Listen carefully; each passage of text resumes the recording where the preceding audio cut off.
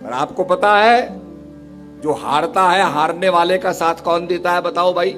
खाटू श्याम। भगवान कृष्ण और अर्जुन एक पेड़ के नीचे बैठे थे, वार्तालाप कर रहे थे।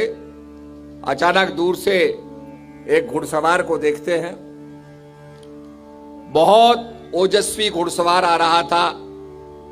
भगवान ने कहा भाई ये कौन आ रहा है? ये तो बहुत ही ओजस्वी है, इसके अंदर से बहुत रेडियंस निकल रही है, प्रकाश निकल रहा है, ओजस्वी है, प्रकाश पुंज। कौन है ये?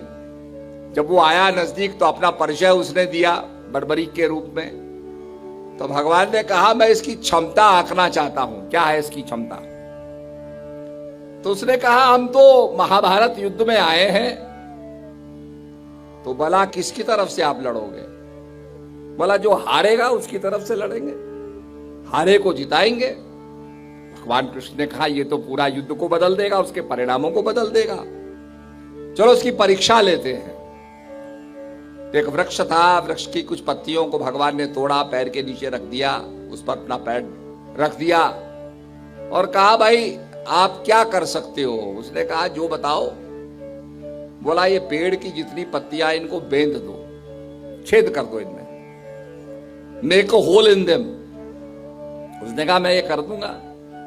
उसने बांध लिया, जो भी उसकी सिद्धि थी, मंत्रोच्चारण के साथ, सिद्धि के साथ उसने बाण छोड़ा, सारे पत्तों में छेद हो गया।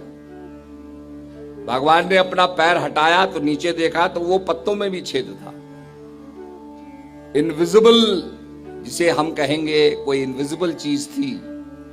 जैसे आपके इलेक्ट्रॉनिक्स इनविजिबल है, आपका मोबाइल बजता है, कोई तार नहीं लगा, पर जो भी वेव्स आ रही है वो इनविजिबल है, विजिबल नहीं है, दिख नहीं रही है। तो ऐसी इनविजिबल शक्ति थी।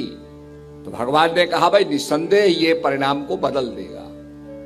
तो भगवान ने उसे सिर मांगा।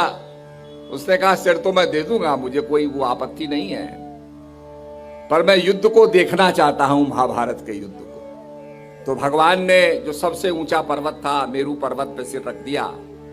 और जब अर्जुन को अहंकार हुआ कि लड़ाई तो मैंने लड़ी, बहुत ज्यादा ईगो हो गया अर्जुन को, तो भगवान कहने लगे चलो बर्बरीक के पास चलते हैं, उसने सारा युद्ध देखा है, वो बताएगा। तो भगवान जब पूछते हैं बर्बरीक से कि युद्ध कैसा था, बर्बरीक ने कहा महाराज युद्ध तो अद्भुत था, मैंने ही आपको लड़ते हुए देखा, और कोई युद्ध नहीं कर रहा था, केवल मात्र आप ही कर रहे थे, कृष्ण ही युद्ध कर रहे थे। अर्जुन का